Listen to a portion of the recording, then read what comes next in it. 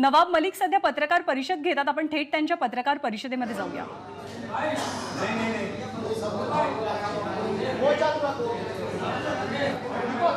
दीपक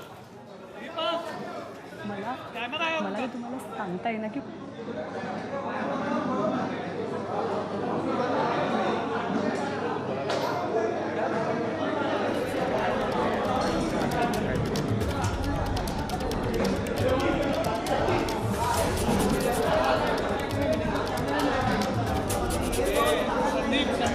संदीप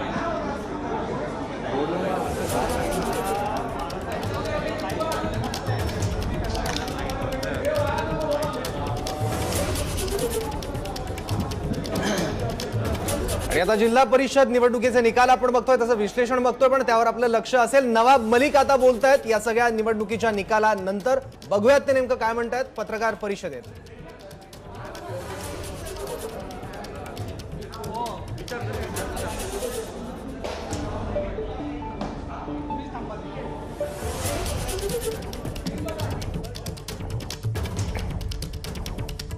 नवाब मलिकांची पत्रकार परिषद अचानकपणे बोलवण्यात आलेली आहे. अर्थात जिल्हा परिषद पंचायत समितीच्या पोटनिवडणुका असतील किंवा वेगवेगळे आता सुरू असलेली प्रकरणं असतील, कशावर बोलतात हे अजून गुलदस्त्यात आहेत. पण काय बोलतात याकडे सगळ्या राजकीय वर्तुळाचं लक्ष आहे.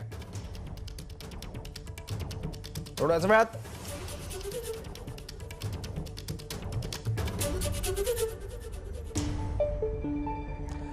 आणि नवाब मलिक यांच्या पत्रकार परिषदेला आता सुरुवात होते आहे. पण ह्यात सगळ्यांचं लक्ष आहे ते म्हणजे नवाब मलिक यांच्या पत्रकार परिषदेत एक स्क्रीन लावण्यात आलेली आहे. त्यामुळे स्क्रीनमध्ये ते नेमकं काय दाखवणार आहेत, लावरे तो व्हिडिओ असं म्हणत ते नेमकं काय दाखवणार आहेत अशी त्यामुळे उत्कंठा वाढत चालली आहे सगळ्यांची. दाखवतात, कुठला गौप्यस्फोट करतात का, कुठली नवी माहिती देतात का, कुठली बातमी देतात का महत्वाची, कुठल्या घडामोडीबद्दल भाष्य करतात का या माध्यमातून, ते आपल्याला बघायचं आहे. थोड्याच वेळात ते कळणार आहे या पत्रकार परिषदेच्या माध्यमातून. नवाब मलिक यांची पत्रकार परिषद लाईव्ह आपण आता एबीपी माझावर बघतोय. आणि जिल्हा परिषद आणि पंचायत समिती पोटनिवडणुकांचे निकाल आपण एका बाजूला स्क्रीनवर आता बघतोच आहे. पण नवाब मलिक यांच्या पत्रकार परिषदेवर आता आपण आहोत. ते नेमकं कुठल्या मुद्द्यावर बोलतात, अचानकपणे पत्रकार परिषद बोलवण्यात आली आहे.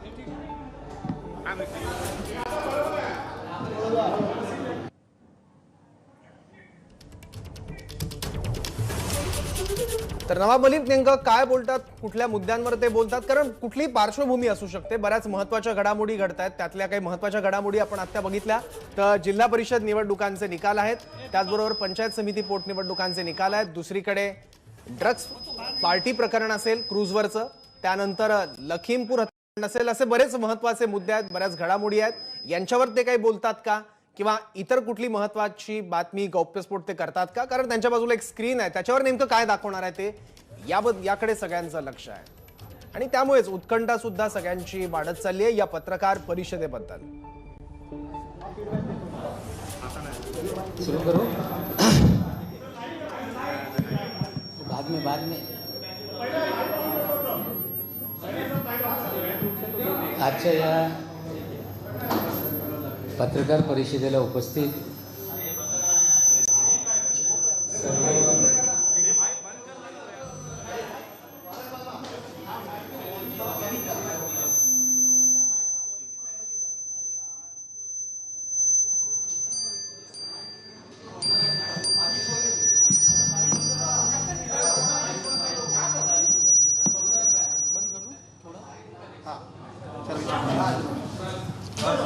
शेक 1 2 बंद हो गया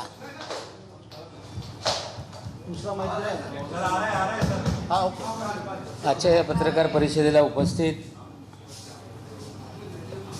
सर्व पत्रकार बंधू भगिनी, पक्षाचे प्रवक्ते क्लाइड क्रास्टो आणि संजय तटकरेजी, नेहमीच आपण मराठीमध्ये पत्रकार परिषद घेतो, पण आज हे व्यापक इश्यू असताना आधी आपण हिंदीमध्ये सगळी ब्रीफिंग करू, त्यानंतर मराठीमध्ये पण तीच माहिती आपल्याला आपण सादर करू. आपल्याला माहीत आहे की या देशामध्ये राजीव गांधीजी पंतप्रधान असताना राजीव गांधी जी देश के प्रधानमंत्री रहते हुए 23 अगस्त 1985 के दिन एक कानून पारित किया गया जिसे एनडीपीएस एक्ट कहा जाता है और जिसे 16 सितंबर 1985 के दिन तत्कालीन राष्ट्रपति ज्ञानी जेल सिंह जी ने उसको मंजूरी देके इस देश में एनडीपीएस एक्ट को लागू करने का काम किया। इस एक्ट के लागू करने के समय जो इच्छा थी राजीव गांधी जी के मन में कि देश को नशे से मुक्त किया जाए, कानून बनाया गया कि जो नशीले पदार्थ उगाने वाले होंगे या प्रोड्यूस करने वाले होंगे या खरीदी बिक्री करेंगे या ट्रांसपोर्टेशन करेंगे, वो सभी लोग इस कानून के दायरे में आएंगे। और जिसको लेके नेशनल एजेंसी बनाई गई, एनसीबी, नारकोटिक्स कंट्रोल ब्यूरो, और साथ ही साथ राज्यों को भी अधिकार दिया गया कि इस कानून के तहत वो भी समान कार्रवाई करेंगे, उनको भी अधिकार रहेगा।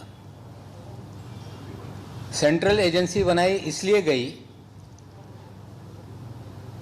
कि अगर सिर्फ पुलिस डिपार्टमेंट को अधिकार दिया जाएगा तो मल्टी स्टेट का जब मामला होगा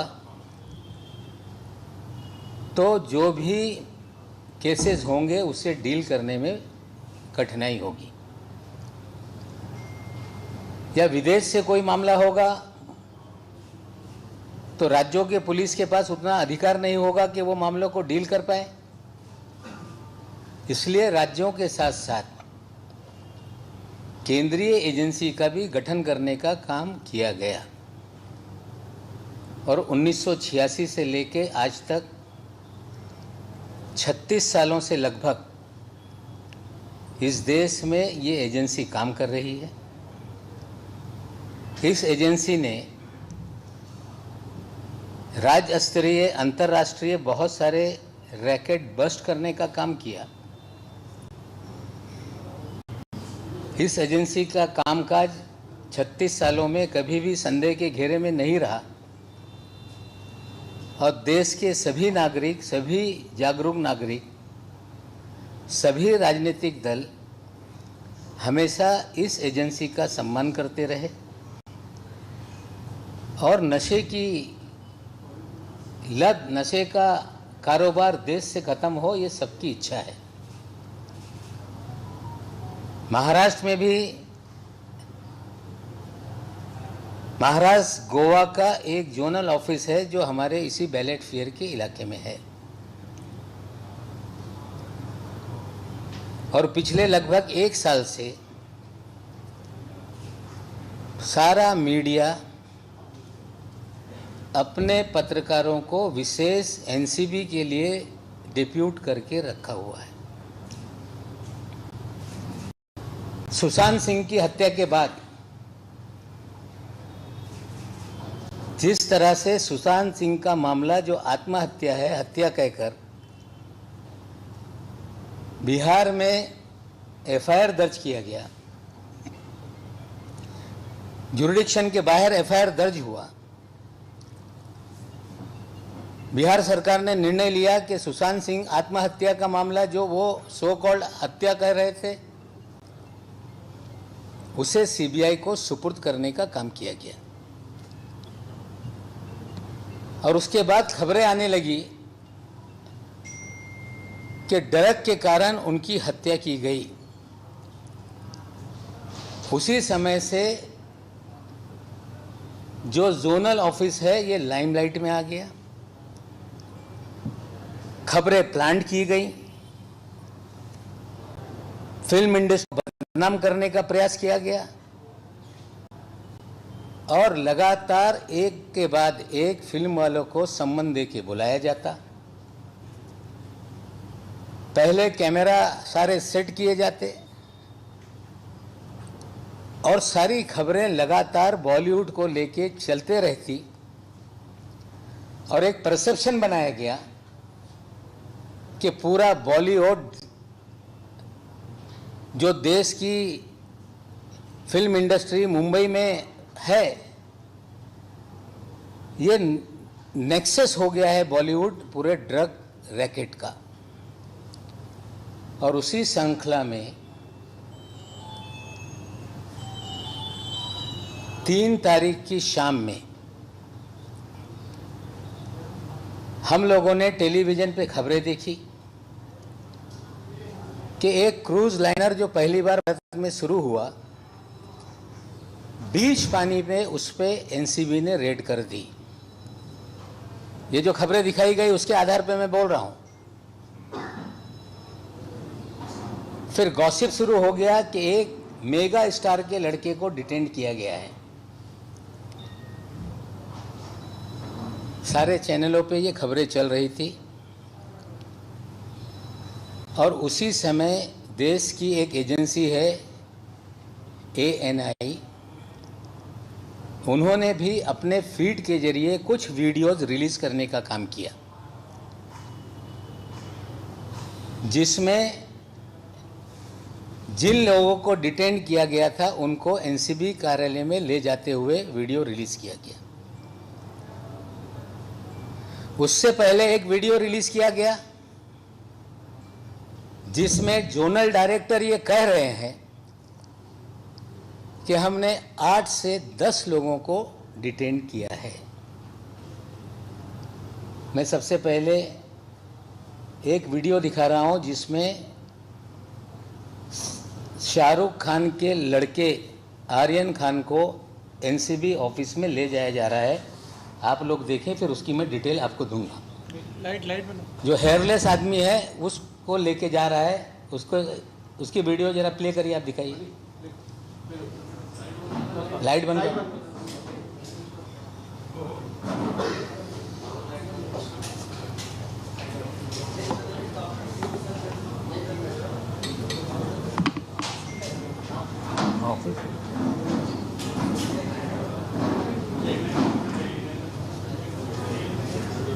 ये NI की फीड है।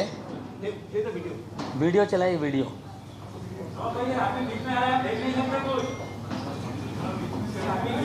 जरा हटो, हट जाओ बेटा। वापस से रिवाइंड करो और प्ले करो।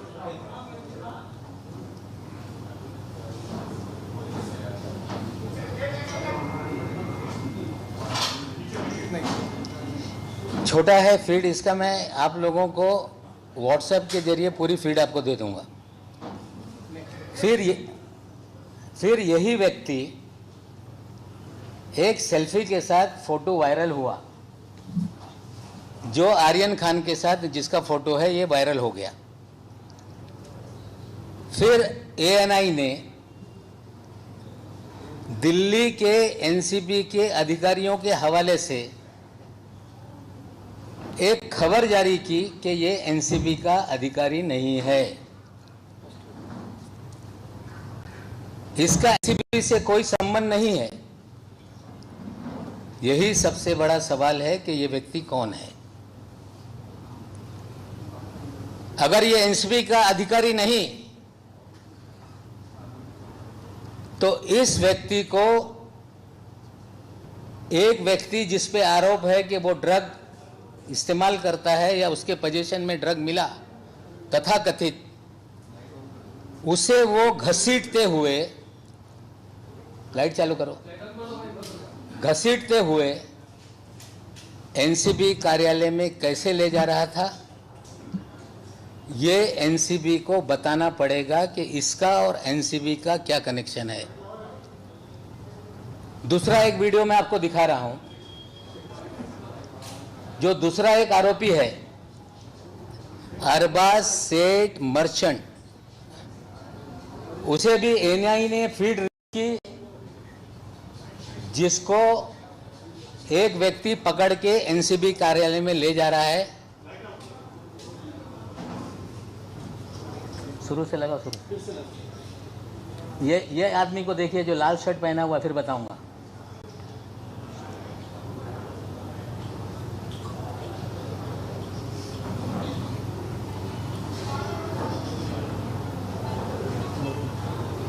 जो मरून शर्ट वाला है, मैं इसको दे देता हूं, आपको देख लेना आप लोग। दोनों फीड ये एनआईए एजेंसी ने जारी करने का काम किया है। पहले वाले से एनसीबी ने कहा कि हमारा कोई ये अधिकारी नहीं है। पहले वाले का नाम है केपी गोसावी। जो दूसरा वाला व्यक्ति है जो अरबाज को ले जा रहा है, उसका नाम है मनीष भानुशाली। यह भी एनसीबी का अधिकारी नहीं है, ये भारतीय जनता पार्टी का उपाध्यक्ष है। इसकी प्रोफाइल पे जो जो फोटो है लोगों को दिखाने का काम करो। मनीष भानुशाली का, मनीष भानुशाली। और फोटो नेक्स्ट। राष्ट्रीय है, मुंबई का है, ये बीजेपी बताइए। उपाध्यक्ष लिखा हुआ है उसके प्रोफाइल पे। इन महाशय के फोटो देश के प्रधानमंत्री मोदी जी के साथ है। मनीष भानुशाली के फोटो अमित शाह जी के साथ है। मनीष भानुशाली के फोटो देवेंद्र फडणवीस के साथ है। मनीष भानुशाली के फोटो गुजरात के कई मंत्रियों के साथ है। मनीष भानुशाली के फोटो आशीष शेलार के साथ है, नड्डा साहब के साथ है, केंद्रीय मंत्री रेल राज्य मंत्री के साथ है। एनसीबी को बताना पड़ेगा कि मनीष भानुशाली लाइट के और एनसीबी के क्या रिश्ते हैं। दो हाई प्रोफाइल एक्यूज।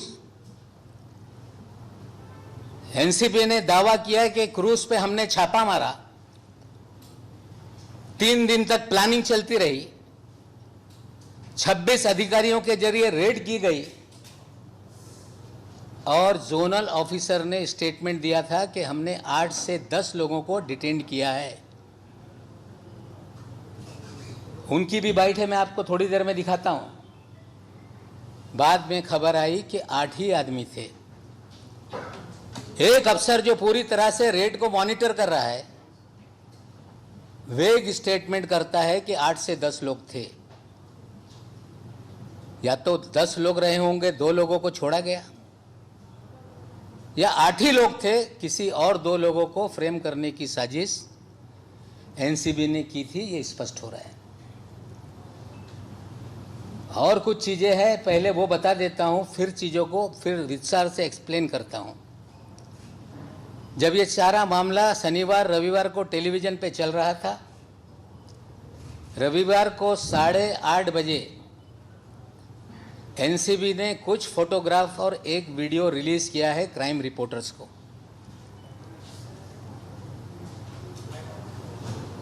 यह है वो फोटो। ये सारे फोटो कई चैनल पे चलाए गए। क्लेम किया गया कि इसमें चरस है, क्लेम किया गया कि इसमें कोकीन है, और फोटो क्लेम किया गया कि इसमें कोई केमिकल की टेबलेट्स है, और ये हमने सीज किया है। किसी भी रेड में सीजर करते समय उसका एक प्रोसीजर है, एनडीपीएस एक्ट में भी प्रोसीजर है।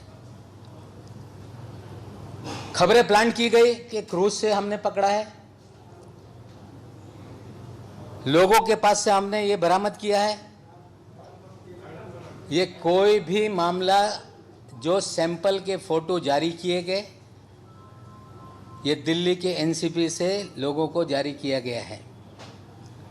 ये फोटो किसी क्रूज के नहीं है, ये फोटो किसी क्रूज टर्मिनल के नहीं है, ये फोटो जोनल डायरेक्टर के केबिन के अंदर के फोटो है। उसकी भी एक छोटी वीडियो आपको दिखाता हूँ।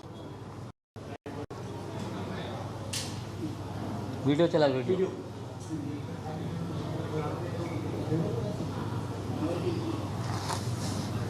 किसी भी सीजर का एक प्रोसीजर है कि जहाँ पे छापेमारी हो, लाइट चालू करो, छापेमारी हो वहाँ पे पंचनामा बनाया जाए, जो भी सीज मटेरियल है उसे सील किया जाए, सील करके स्ट्रांग रूम में रखा जाए, और ज़रूरत पड़े अगर सैंपलिंग को भेजना है तो ये मैजिस्ट्रेट के सामने परमिशन से खोल के सैंपलिंग की जाए और मैजिस्ट्रेट के सामने सील किया जाए। ये सारे वीडियो और फोटो ये बताते हैं कि क्रूज पे कोई भी सीजर नहीं हुआ। ये सारे वीडियो फोटो बताते हैं कि ये वीडियो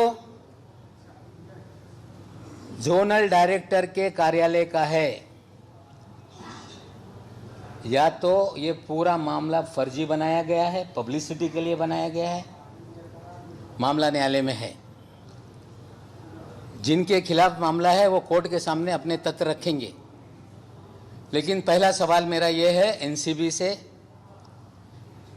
कि मिस्टर गोसावी का जोनल डायरेक्टर से क्या रिश्ता है, ये उसको खुलासा करना पड़ेगा। अगर एनसीबी कहती है कि ये एनसीबी का अधिकारी नहीं है, तो किस तरह से दो हाई प्रोफाइल एक्यूज को ये हैंडल कर रहे थे। मनीष भानुशाली ये एनसीबी का अधिकारी नहीं, फिर ये दूसरे हाई प्रोफाइल जो एक्यूज है उसको कैसे हैंडल कर रहा था। सवाल ये उठ रहा है कि क्या एनसीबी को अधिकार है कि प्राइवेट लोगों को हायर करके या उनकी मदद से रेड की जाए? अगर है तो किस कानून के तहत, इसका भी खुलासा एनसीबी को करना पड़ेगा। हमारा सीधा आरोप है कि पिछले 1 साल से भारतीय जनता पार्टी महाराष्ट्र को, महाराष्ट्र की सरकार को, मुंबई की फिल्म इंडस्ट्री को, बॉलीवुड को बदनाम करने के लिए फर्जीवाड़ा रच रही है।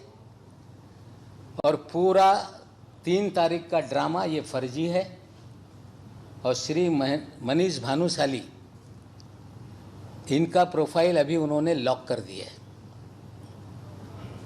कल शाम से गोसावी का प्रोफाइल लॉक है, लेकिन मनीष भानुशाली के हमने 2 दिन में उसकी जो मूवमेंट है हमने निकाली है।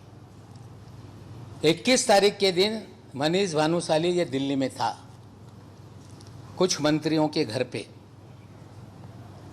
22 तारीख को मंत्रालय में गांधीनगर में ये रहा। 28 तारीख तक गांधीनगर के मंत्रालय में लगातार इसकी बैठकें होती रही। और ये 21-22 तारीख की तारीख बहुत इंपॉर्टेंट है। भानुशाली 21-22 तारीख की तारीख इसलिए इंपॉर्टेंट है कि मुंद्रा पोर्ट पे गुजरात में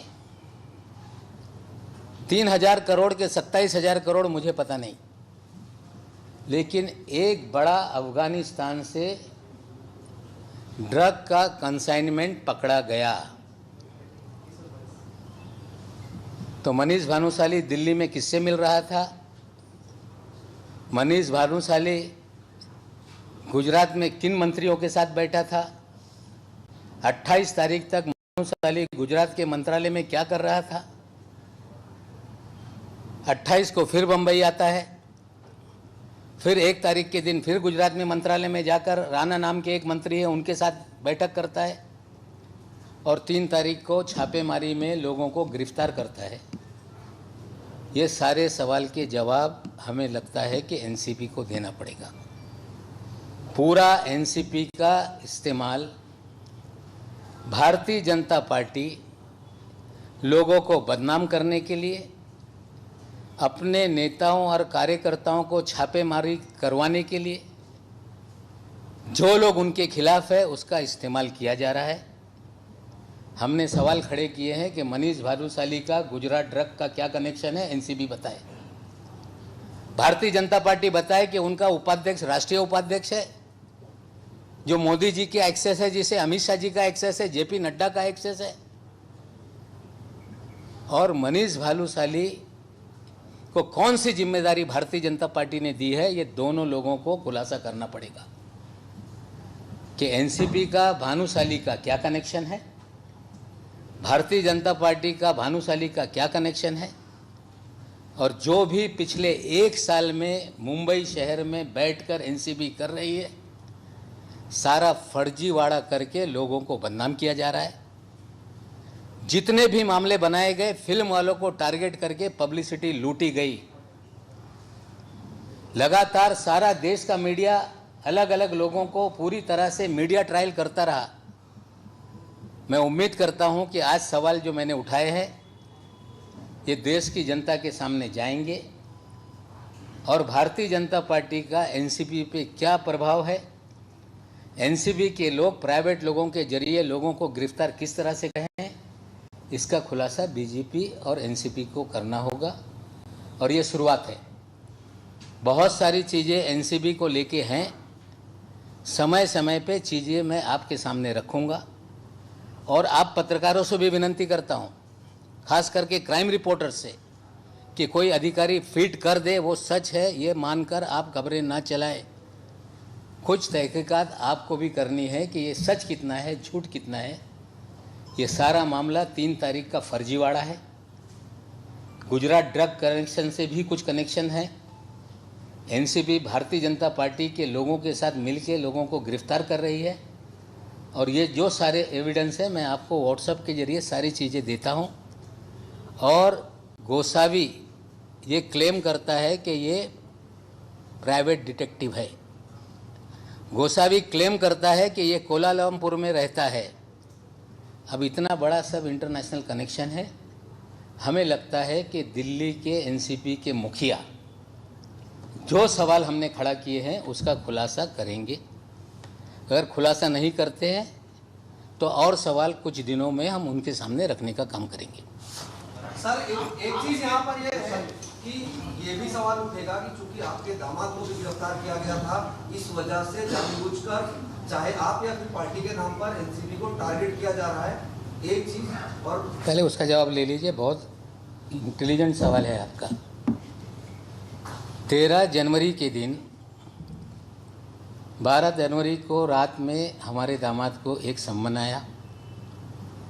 13 जनवरी को कॉल किया गया, सुबह 10 बजे बुलाया गया था, पौने 10 बजे वो हाजिर हुए और ऐसे सारे कैमरे लगे थे और उस समय भी खबरें प्लांट की गई। मुझसे पूछा गया कि आपका क्या रिएक्शन है। मैंने पहले दिन कहा था कि कानून से ऊपर कोई नहीं, चाहे वो मेरा दामाद हो, चाहे कोई अधिकारी हो, चाहे कोई पत्रकार हो, और देश की न्यायपालिका पे मेरा पूरा विश्वास है। आपको जानकारी दे दूं कि 10 दिन पहले न्यायालय ने उसे जमानत दी है। आप लोगों ने खबरें चलाई थी कि मंत्री का दामाद गिरफ्तार हुआ। आपकी जिम्मेदारी थी कि चार्जशीट आप देखते। आरोप लगाया गया था 200 किलो गांजा का, किसी और के पास मिला था। चार्जशीट देखिए उसमें क्या है, और जो बेल की डिबेट हुई है उसके ऑर्डर भी निकालने का प्रयास कीजिए। मैं आज उस पर कोई खुलासा करने के लिए नहीं बैठा हूँ। उस दिन भी मैंने कहा था कि देश की न्यायपालिका पे मुझे विश्वास है। मुझे विश्वास है कि इस फर्जीवाड़े में भी जिन लोगों ने कानून का दुरुपयोग किया है, अगर जो गुनहगार है, चाहे मेरा दामाद होगा, अधिकारी होगा, पत्रकार होगा, सभी लोगों को भारतीय न्याय व्यवस्था में दंडित होने का, उनको कानून के तहत जिम्मेदार हो सकते हैं। न्यायालयीन लड़ाई है और वो न्यायालयीन लड़ाई वो लोग लड़ रहे हैं, और वो सारी चीज़ें आपका भी कर्तव्य बनता है कि चार्जशीट देखें।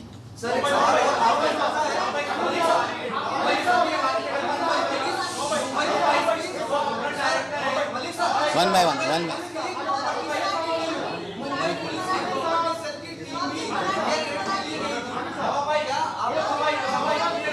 वन मैं एक घंटा बोलूँगा। 1 by 1 जरा आप रुके, 1 by 1।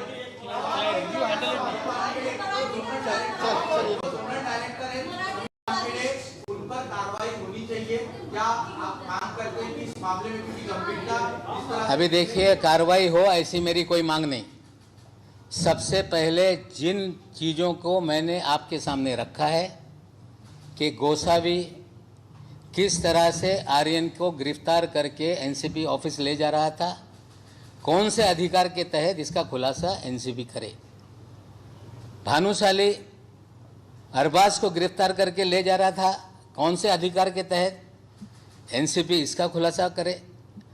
और बीजेपी के नेताओं को क्या एनडीपीएस एक्ट के सारे जो कानून के इम्प्लीमेंट करने के अधिकार है, क्या उन्हें दे दिए गए हैं, इसका खुलासा एनसीबी करे। इसमें सवाल है कि पहली बार जब ये रेड हुई उसके बाद कुछ लोगों को डिटेन किया गया, उन्हें एनसीबी ऑफिस में लाया गया, उसके बाद उस शिप को आगे सेल होने दिया गया, फिर दूसरे दिन जब शिप वापस आई तो फिर से एक बार रेड हुई, तो फिर ऐसा क्यों किया गया? जब उसको रेड किया गया था तभी शिप। देखिए, मैं फिर कह रहा हूं कि ये पूरी तरह से फर्जीवाड़ा है। 1 ग्राम भी कोई सीजर ना जहाज पे हुआ, ना टर्मिनल पे हुआ, ना किसी के पास से कोई बरामदगी हुई। जो भी सैंपल के वीडियो फोटो शेयर किए हैं एनसीबी ने, वो जोनल डायरेक्टर के टेबल के सामने जो चेयर रखी है उस पे रख के सारी वीडियो बनाए गए, फ़ोटो बनाए गए, जो कि प्रोसीजर ऑफ सीजर के तहत अगर किसी जगह पे रेड होती है तो वहीं पंचनामा किया जाता है। कोई पंचनामा वहाँ नहीं हुआ, कोई माल नहीं मिला। फ्रेम करने के लिए फर्जीवाड़ा रचने का काम एनसीबी ने किया है। आपने आरोप लगाया है कि ये जो उन्हें फ्रेम करने की कोशिश की जा रही है, ये दोनों ही नागरिक महाराष्ट्र के हैं।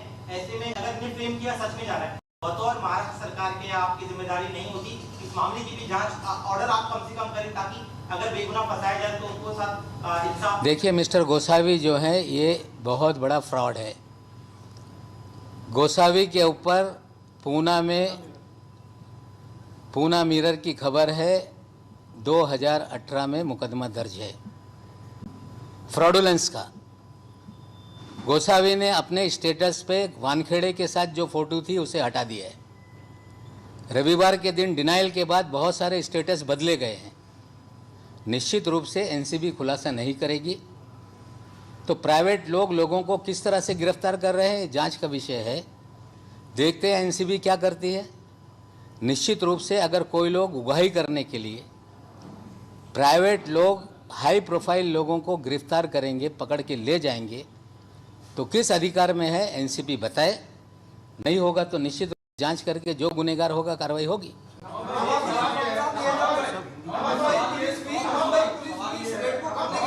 शायद आपको जानकारी हो कि मुंबई पुलिस भी इस रेड के लिए गई थी, लेकिन मुंबई पुलिस क्रूज तक नहीं पहुंच पाई। साहब देखिए, ये सारी मेरी जानकारी नहीं, जरा सुनिए आप। मुंबई पुलिस हो जितनी मदद मांगेगी एनसीबी, 1000 की बटालियन हम भेजने के लिए तैयार है। लेकिन गोसावी और भानुशाली को किस के अधिकार में बुलाया गया, इस सवाल को मैं पूछ रहा हूँ। इसका खुलासा हम चाहते हैं। सवाल ये है, ये खुलासा किया कि उस क्रूज को सेल करने की अनुमति नहीं थी, उसे जबरदस्ती छुट्टी पे भेज दिया गया या वो छुट्टी पे चले गया। क्या इसके पीछे भी कोई साजिश लग रही है? देखिए, जितनी मेरी जानकारी है, सबसे मूल बेसिक सवाल है कि भानुशाली और गोसावी किस कैपेसिटी में लोगों को गिरफ्तार करके ले जा रहे थे, ये मेरा बेसिक सवाल है। और दूसरा बेसिक सवाल है कि जो सीजर बताया गया वो सारे फोटोग्राफ एनसीबी कार्यालय में उतारे गए कि या प्रोसीजर में सही है। अगर क्रूज पे या टर्मिनस पे सीजर हुआ है तो वहाँ का पंचनामा कहाँ है। ये सारे चीज़ों को हमने सवाल खड़ा किए हैं। इसका खुलासा एनसीबी को करना पड़ेगा। एक सवाल है मेरा। एक तो ये चीज जो आपने खुलासे किए हैं, सिर्फ पार्टिकुलर इस केस को लेकर आपने खुलासे किए और प्रीवियस के जो केस हैं उनको लेकर आपने बताया कि फर्क है। मेरा पहला सवाल है, ये खुलासा करने में इतना वक्त क्यों लगा? क्या इस चीज का इंतजार किया जा रहा था कि पहले के जो सारे कार्रवाइयाँ हुई हैं वो फर्जी है? दूसरी अहम बात साहब जरा सुनिए, 3 तारीख के दिन खबरें चली, 4 तारीख के दिन पेशी हुई और कुछ चीज़ों को ढूंढने में कोई हम आईबी, एनआईए, सीबीआई कोई अथॉरिटी नहीं है। कुछ लोगों ने जब डिनाइल हुआ ये गोसावी एनसीपी का अधिकारी नहीं, तो हमारे कुछ लोगों ने बहुत सारी चीज़ें जुटाई और जुटाने के बाद आज 6 तारीख है, 2 दिन में हमने खुलासा किया। खुलासा 4 साल के बाद भी हो सकता है। सवाल इम्पॉर्टेंट है, 2 दिन बाद क्यों किया, जानकारी मिलेगी तब हम खुलासा करेंगे। अभी बहुत सारे खुलासे धीरे धीरे होंगे और उसका भी जवाब आपको एनसीपी से लेना होगा। सोनल डायरेक्टर के कास्ट सर्टिफिकेट को लेकर आपने कुछ बात की है? कहाँ पे? डायरेक्टर जो है यहाँ, मैंने नहीं कहा। आपने कही नहीं, मैंने ऑफ द रिकॉर्ड नहीं। We are always telling on the record. हम कभी भी ऑफ रिकॉर्ड कोई खबर प्लान नहीं करते। जो ऑफ द रिकॉर्ड खबर प्लान करता है उनसे जाके पूछिए।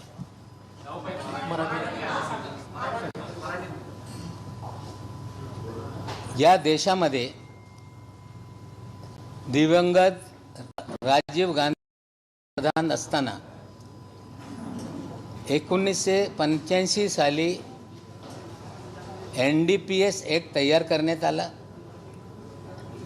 आणि त्याच्या मागचा उद्देश होता की या देशामध्ये जे ड्रग आहे ज्यामुळे तरुण पिढी कुठेतरी बर्बाद होत आहे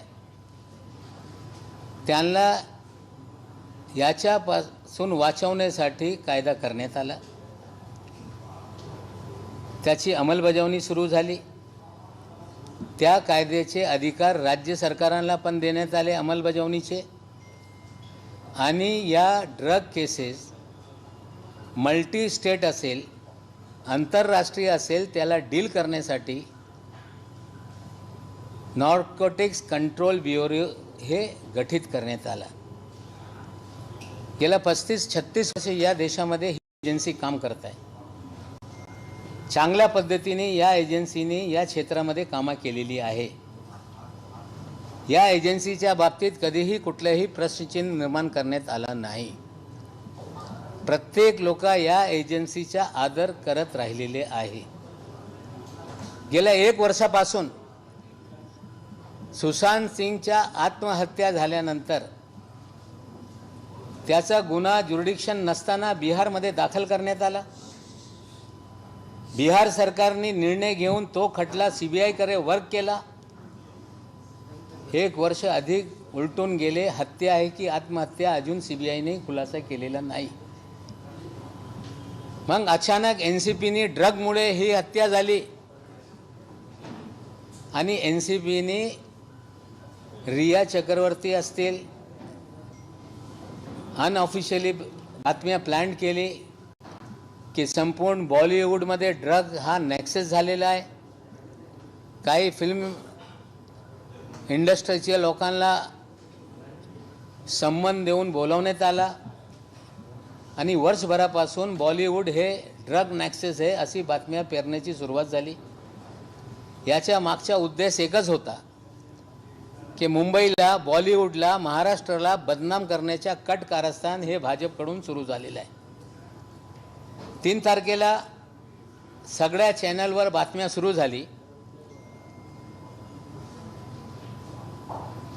क्रूजवर एनसीबीने रेड केलेला आहे आणि काही लोकांना ताब्यात घेण्यात आलेलं आहे। त्या 3 तारखेच्या मध्यरात्री शाहरुख खानचे चिरंजीव आर्यन खान यांना अरेस्ट करून एक व्यक्ती हा एनसीबी कार्यालयामध्ये घेऊन जात आहे असे व्हिडिओ ANIने जारी केल्यानंतर ते सगळ्या चॅनलवर प्रसारित करण्यात आले। त्यानंतर एक सेल्फीचा फोटो तोच व्यक्ती जो आर्यनला घेऊन जात होता तो फोटो व्हायरल झाल्यानंतर एनसीपी दिल्लीने सांगितलं हे आमचा अधिकारी नाही। त्याचबरोबर दुसरा जो को अक्यूज है अरबाज सेठ मर्चंट त्याला अरेस्ट करून घेऊन एनसीपी कार्यालयामध्ये जात असताना भानुशाली नावाचा मनीष भानुशाली नावाचा ग्रस्त पण ANIच्या फीडमध्ये दिसतोय। एक ठिकाणी ANI सांगताय की हा KP गोसावी ज्याचं नाव आहे हा एनसीपीचा कुठला अधिकारी नाही। मग तो त्यांना घेऊन NCPमध्ये कसा जात आहे खेचत, आणि मनीष भानुशाली हे अरबाजला घेऊन कसा NCP ऑफिसमध्ये जातो, याचा खुलासा आम्हाला NCPकडून अपेक्षित आहे. हा मनीष भानुशाली हा भारतीय जनता पक्षाचा उपाध्यक्ष आहे असा त्यांच्या स्टेटसवर आहे. त्यांचे फोटो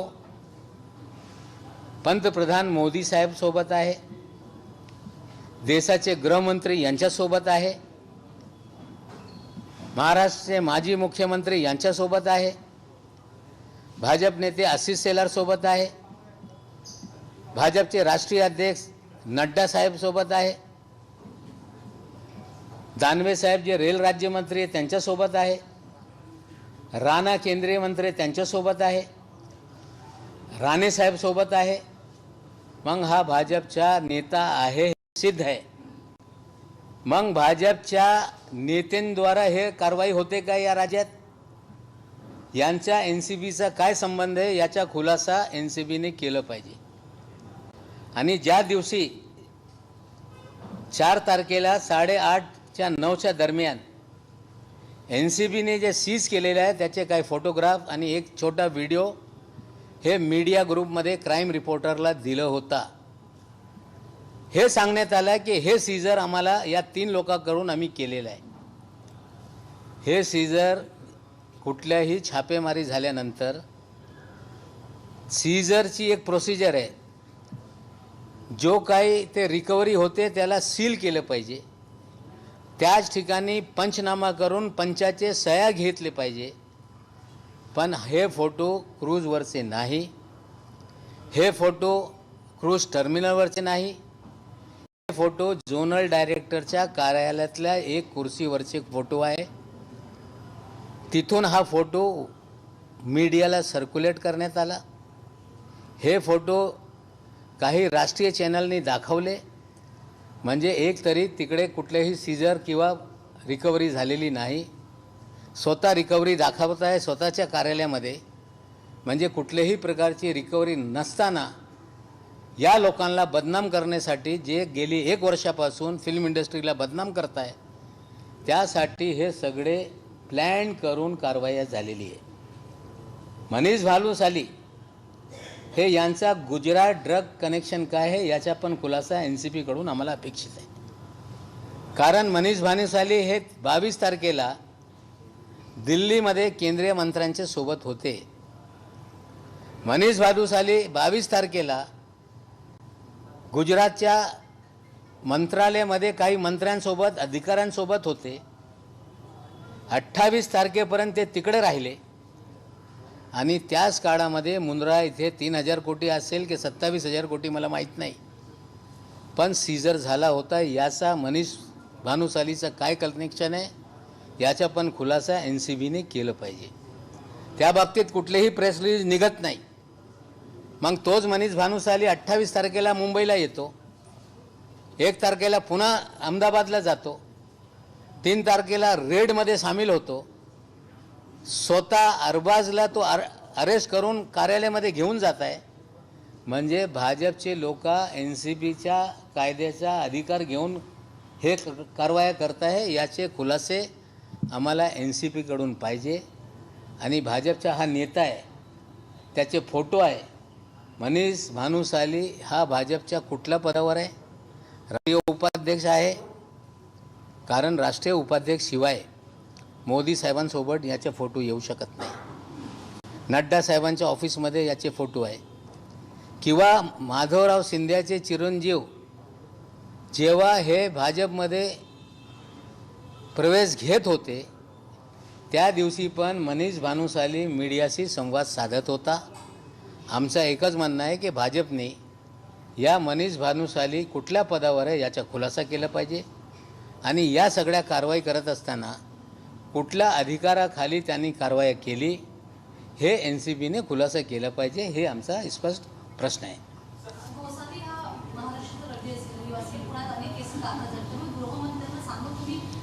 बघा, आता हे गोसावी यांचा काय संबंध आहे हे पहिले त्यांनी खुलासा केला पाहिजे.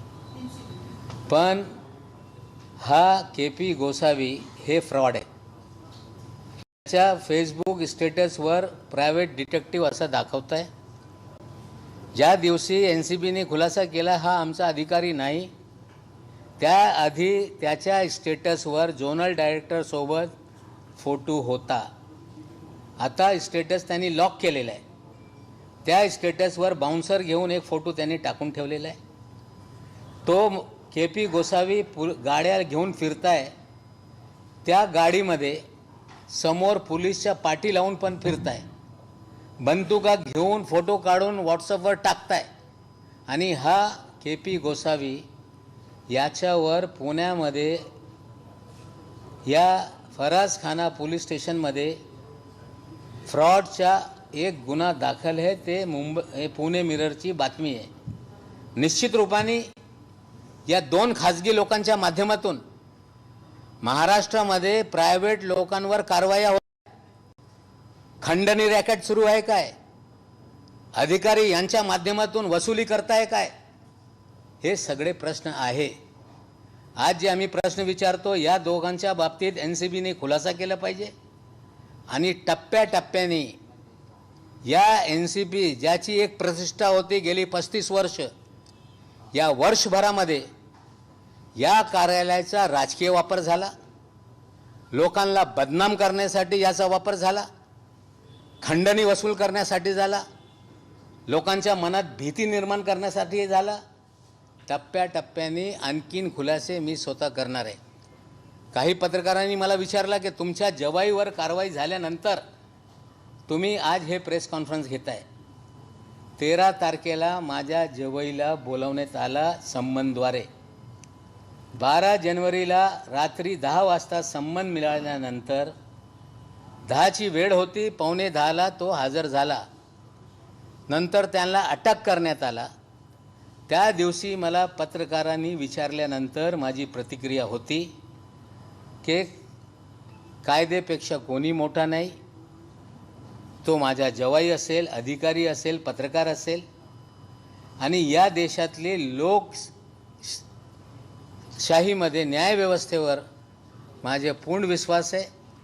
पत्रकार विचारत होते, मी त्यांना इतकंच बोलू इच्छितो की 8.5 महिन्यानंतर त्याचं बिल झालेलं आहे, चार्जशीट दाखल झालेली आहे. 4 दिवस सगळ्यांनी इतका बातम्या चालवल्या आहे. चार्जशीटमध्ये काय आहे त्याचा पण तपास या लोकांनी घेतलं पाहिजे. कुठलेही सबस्टन्स निघालेच नाही, मी त्याचा खुलासा करत नाही.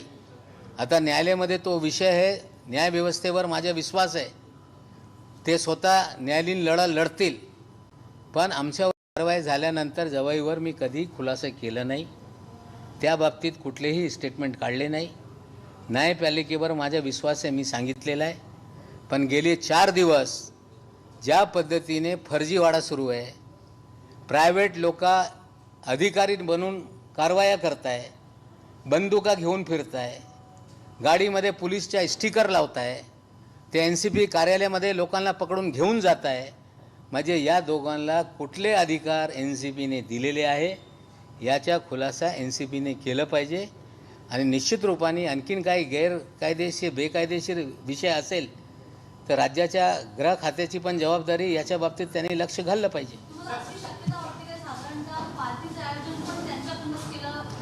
बघा, हे सगळं खुलासा आता NCBने केलं पाहिजे. आता हे 2 व्यक्ती प्रायव्हेट आहे, यांचा इन्व्हॉल्वमेंट याच्यात आहे. NCBने खुलासा केला पाहिजे. आणि हे 2 लोक या पद्धतीने बोगस पोलीस बनून बोगस NCBचे अधिकारी बनून फिरत असतील तर निश्चित रूपाने इन्क्वायरी करून त्यांच्यावर कारवाई झाली पाहिजे.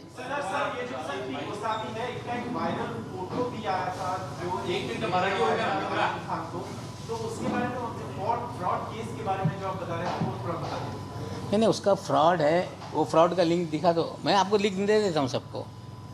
पुणे मिरर में एक खबर है, उसमें लिंक है फरासखाना पुलिस स्टेशन पूना का, जिसमें एक मुकदमा दर्ज है 2018 में फॉरेन भेजने के लोगों से पैसे उगाही की थी.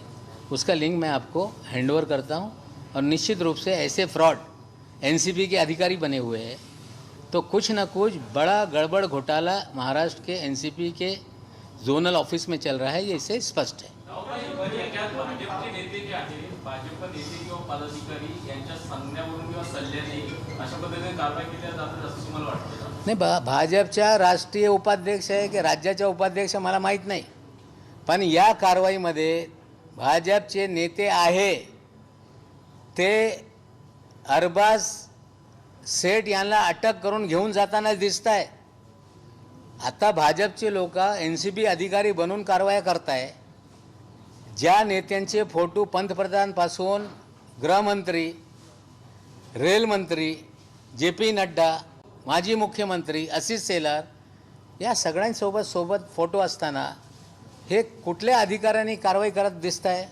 म्हणजे भाजपचा हा शाखा झालेला आहे का, हे प्रश्न निर्माण होत आहे. आता जे प्रश्न मी निर्माण करतो या बाबतीत NCBने खुलासा केला पाहिजे.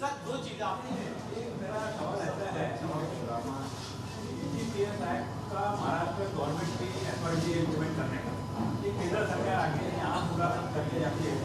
आप आपके होम डिपार्टमेंट के बारे में क्या बोलना चाहते हैं? देखिए मैं आपको फिर नहीं देखिए ऐसा है, नहीं जरा सुनिए, जो एंटी नार्कोटिक सेल है बड़े पैमाने पे उनकी भी कार्रवाई होती रहती है.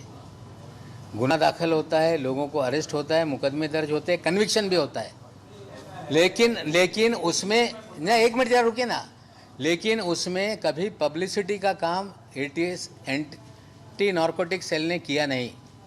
यहाँ जो मैंडेट है मल्टी स्टेट के कुछ केसेस है उसमें ध्यान देना. यहाँ मैंडेट है कि इंटरनेशनल कोई रैकेट बस्ट करना. यहाँ कंज्यूमर जो फिल्म में हो सकता है कि वो एडिक्ट हो, ऐसे लोगों को पकड़ा जाता है, पब्लिसिटी कराई जाती है. ऐसे केसेस में मैंडेट है कि ये सारे केसेस लोकल यूनिट को हैंडओवर करना चाहिए, लेकिन पब्लिक के सिवा NCB का कोई काम नहीं. जो मैंडेट है मल्टी स्टेट रैकेट आज तक कोई बस्ट नहीं किया. जो मैंडेट है इंटरनेशनल रैकेट कोई बस्ट नहीं हुआ. और आपको जो हमारा एंटी नार्कोटिक सेल है उसके जितने केसेस 2 साल में हुए हैं उसकी जानकारी लेके मैं मीडिया को देने के लिए कहूँगा.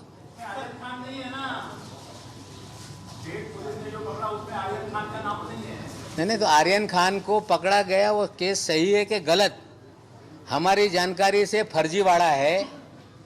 पिछले कई दिनों से ये क्राइम रिपोर्टर को सर्कुलेट किया जा रहा था कि नेक्स्ट टारगेट शाहरुख खान है. अगर कुछ पत्रकार अंदर उनका जमीर है तो हमें लगता है पत्रकारों को ये जानकारी है. हाँ, सर्कुलेट किया है, नहीं बोलते हैं तो मैं क्या करूं, लेकिन ऑफ द रिकॉर्ड बोलते हैं कि अगला टारगेट शाहरुख खान होने वाला है. पिछले 1 महीने से ये खबरें सर्कुलेट की जा रही थी. एक सवाल ये है कि मुंबई पुलिस के पास भी इस तरह का एक सवाल मेरा है.